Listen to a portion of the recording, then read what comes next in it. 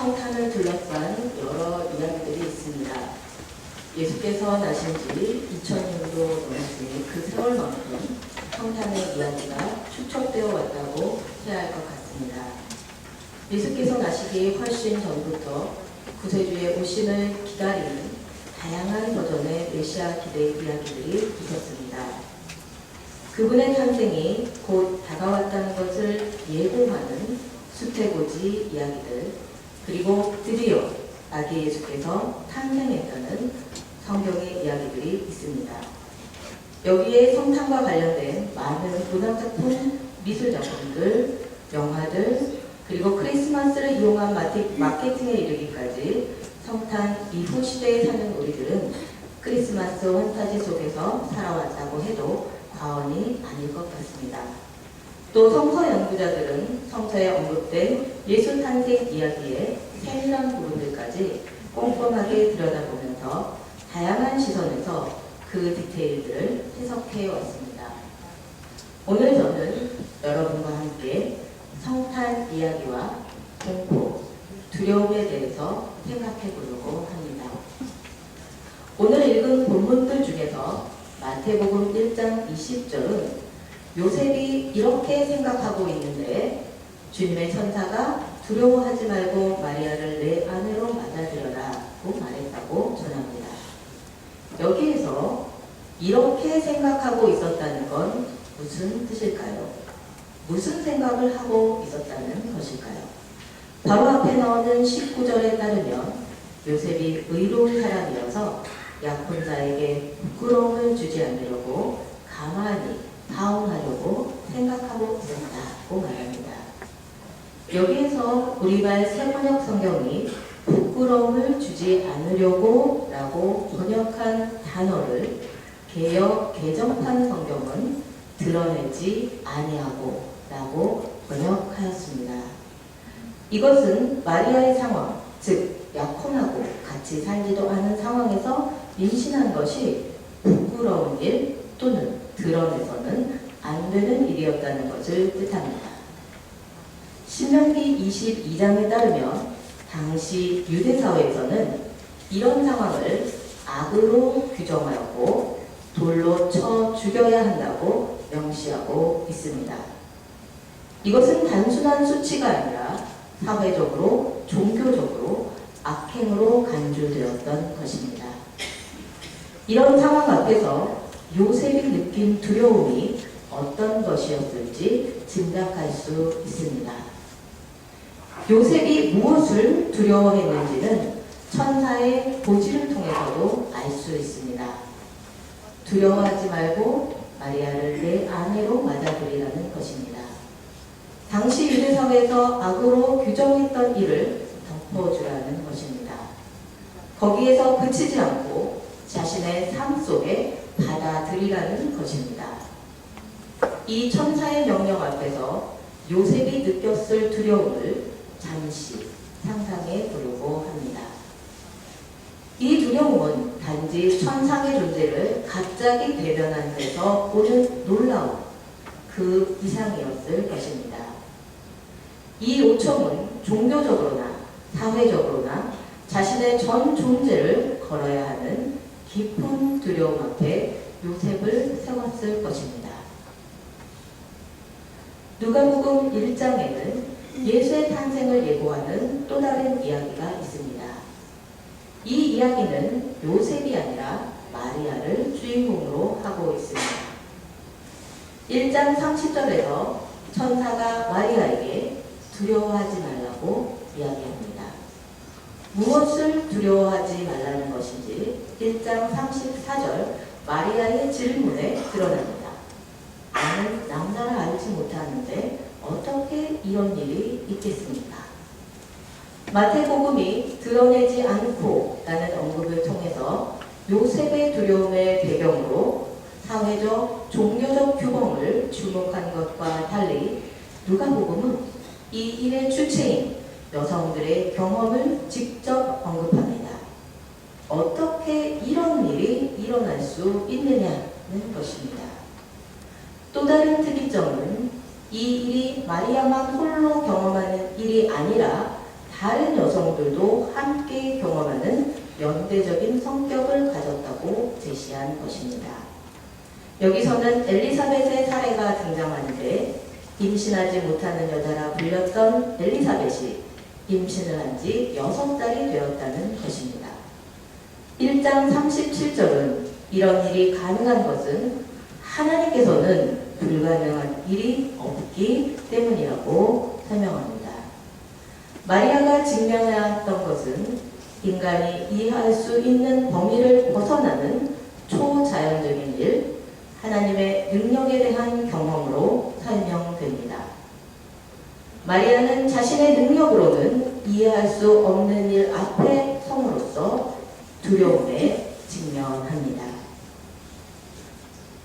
메시아 곧 그리스도 구세주를 기다리는 오랜 유대사회의 꿈은 구원이 간절히 필요했던 어두운 역사를 배경으로 합니다. 유대민족은 오랜 세월 동안 여러 제국의 지배를 받으면서 타민족의 지배라는 억압적 상황에서 오는 고통과 고난의 시간을 보냈습니다. 억압과 핍박의 굴레를 벗어날 수 있으리라는 현실적 희망이 점점 희미해질 때 어쩌면 더 이상 현실에서는 자유와 해방의 날이 오지 않을지도 모른다는 두려움이 강력해졌을 때 묵시 사상이 등장합니다. 현실을 지배하는 사탄, 악을 물리치는 하나님의 대리자 메시아 그리스도가 등장하여 공포의 시대를 끝내고 새로운 세상을 열게 되는 것입니다. 예수께서 태어난 시기도 이러한 묵시 사상이 팽배했던 시대였습니다. 팍스 로마나, 로마의 평화를 외치는 제국 로마의 무력과 힘에 굴복할 때 지배자에 대한 두려움을 토대로 백성들은 평화와 안전을 보장받았습니다. 예수의 탄생을 회상하고 기리고 있는 원시 기독교 공동체들 또한 로마 제국의 지배와 핍박 아래 구원을 갈망하였고 예수야말로 진정으로 그들을 구원하실 분이라고 고백하였던 것입니다. 구세주를 기다렸던 사람들, 예수의 탄생을 예비하게 되는 사람들 앞에 한결같이 깊은 어두움, 두려움이 드리워져 있는 것을 알게 됩니다. 어쩌면 우리는 예수 오신 기쁨 때문에 그에 앞서 있었던 그 두려움들을 잊어버렸는지도 모르겠습니다. 어떻게 생각하면 그것은 당연한 일일 수도 있고요. 요한복음 16장 22절의 말씀처럼 아이를 낳으면 사람이 세상에 태어나는 기쁨 때문에 그 고통을 더 이상 기억하지 않는 것처럼 말입니다. 그러나 우리가 성탄에 앞서서 구세주의 탄생을 가져온 두려움을 참으로 이해하지 못한다면 성탄의 의미가 제 빛을 발할 수 있을까 생각해 봅니다. 그 두려움이야말로 성탄의 참된 의미를 비추는 등불이 되지 않나 싶습니다. 우리를 둘러싸고 있는 두려움의 정체를 잘 알게 될수록 나에게 오시는 아기 예수의 의미가 더욱 선명하게 드러나지 않을까 하는 것입니다. 그래서 저는 오늘 성탄 이야기 속에 나오는 두려움에 대해서 생각해 보면서 2019년 저와 여러분 그리고 우리 사회 안에 있는 두려움들도 들여다보았으면 합니다. 그리고 예수 탄생을 예고하는 두려워 말라는 천사의 메시지가 우리가 아기 예수와 함께 어떻게 두려움을 넘어서 새로운 세계로 나아가게 되는지 깨닫는 시간이 되기를 소망합니다. 영국 사회에 대한 비판을 담아 크리스마스의 의미를 새롭게 했다는 찰스 디킨스의 크리스마스 이야기가 잘 알려져 있습니다.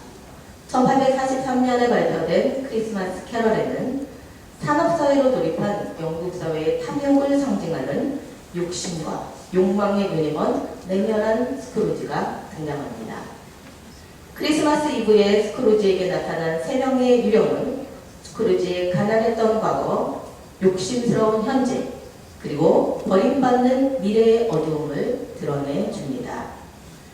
유령들이 드러내준 스크루지의 어두운 현실을 두려움 속에서 바라보면서 스크루지는 그의 삶을 새롭게 할 수 있는 단서들을 발견하게 되고 자신의 인생을 변화시키게 됩니다. 유명한 오헤니의 크리스마스 선물 이야기도 있습니다. 가난한 부부 짐과 델라는 각자 자신이 가지고 있는 물건 중에서 유일하게 값이 나가는 소중한 물건인 시계와 머리카락을 포기하는 큰 결심을 하게 됩니다.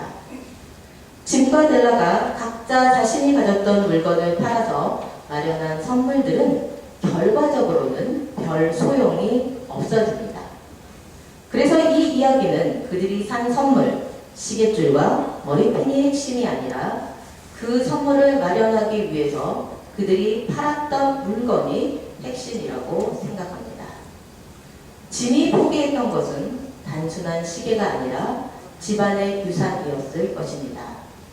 그들이 가난했다는 것으로 미루어보아 어쩌면 이 시계가 마지막 남은 유산이었을지도 모르겠습니다. 델라가 포기했던 것은 단지 머리카락이 아니라 자신의 아름다움이었을 것입니다.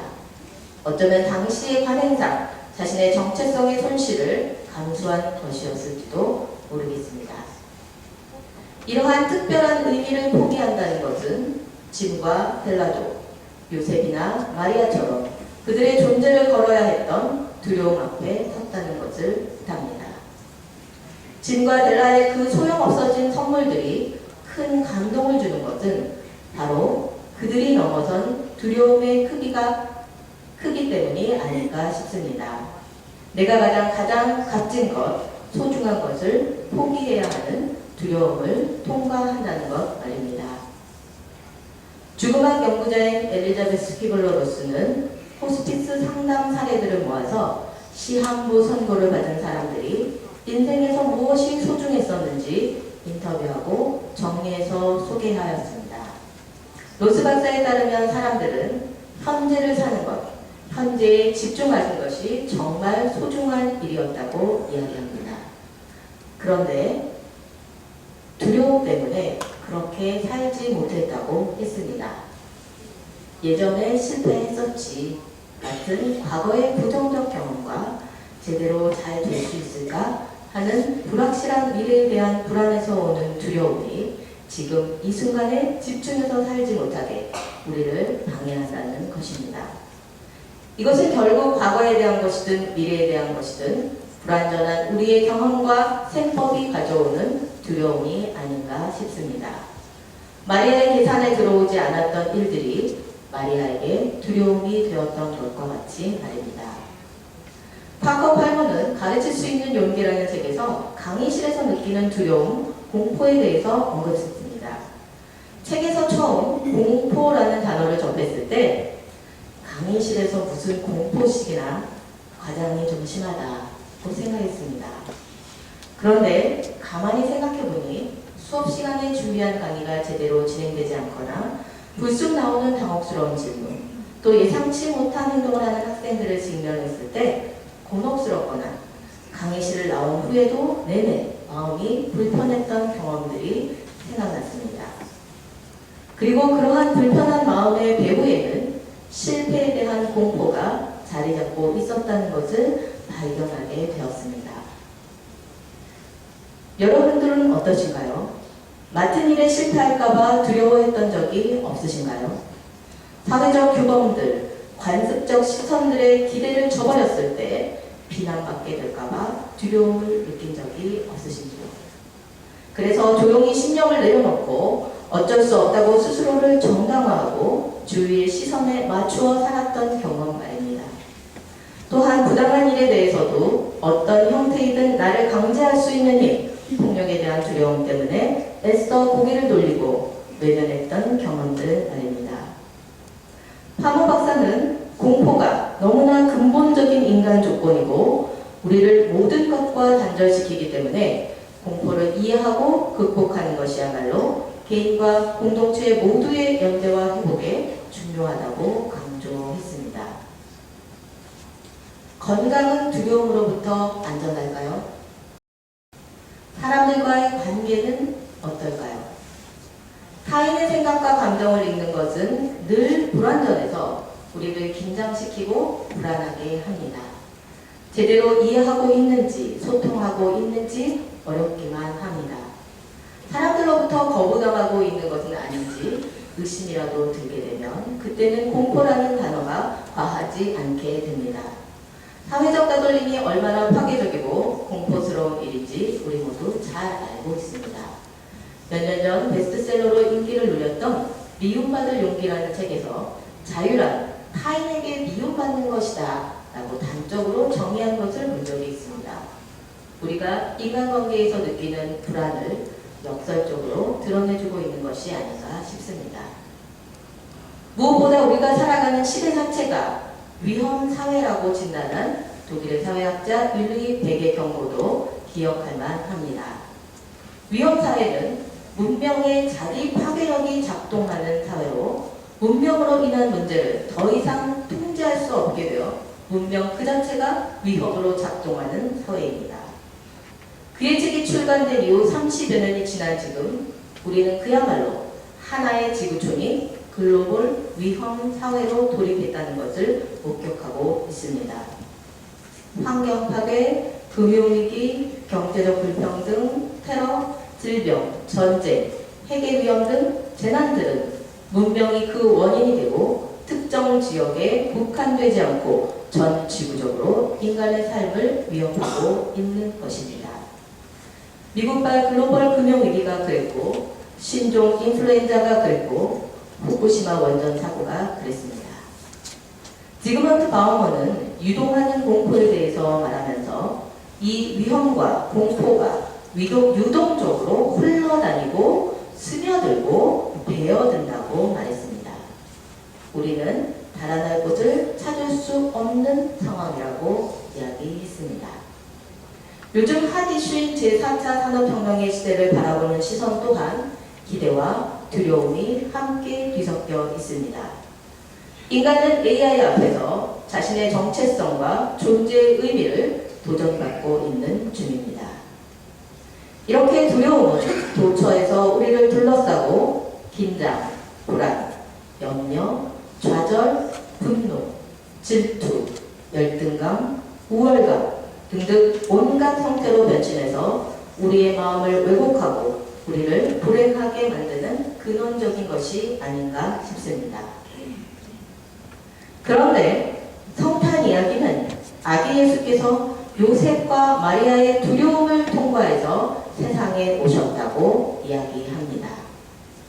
기독교 영성의 역사에서는 이것을 부정의 길을 통해서 하나님께 나아가는 것으로 발전시켰습니다. 14세기 영국의 한 영성가는 무지의 구름이라는 책에서 하나님을 향해서 나아가는 사람은 처음에 오로지 어둠밖에 발견하지 못하는데 이것이 말하자면 무지의 그룹이라고 합니다. 그리고 이렇게 권고합니다. 이 어둠 속에서 참고 기다리면서 사랑하는 그분을 끊임없이 열망을 가지고 바라보십시오. 그분을 뵙게 된다면 그 일은 언제고 바로 이 구름 속에서 바로 이 어둠 속에서 이루어질 것이 분명합니다. 라고 말합니다. 16세기 후반에 활동했고 기독교 영성사에서 중요한 위치를 차지하고 있는 십자가의 성 요한도 하나님의 빛에 도달하려는 영혼이 거쳐야 하는 어둠밤에 대해서 말하였습니다. 그는 어둠밤이라는 시와 그 해설서에 해당되는 가르멜의 산길 어둠밤에서 감각과 영 그리고 그 각각을 능동성과 수동성의 차원에서 광범위하고 깊이 있게 이야기했습니다. 십자가의 성 요한의 어둠밤 사상의 근간이 되는 8개의 연으로 된 어둠밤이라는 시 중에 제3연과 4연을 소개해드리겠습니다. 상서로운 야밤중에 날 볼 리 없는 은밀한 속에 빛도 없이 길잡이 없이 나도 아무것 못 보았노라. 마음에 속타는 불빛밖에 한낮 빛보다 더 탄탄히 그 빛이 날 인도했어라. 내 가장 아는 그분께서 날 기다리시는 그곳으로 아무도 보이지 않는 그쪽으로 어둠 밤을 통하지 않고는 하나님께 나아갈 수 없는 것입니다. 어둠 밤이야말로 우리를 하나님께 인도하는 필수적인 과정인 것입니다.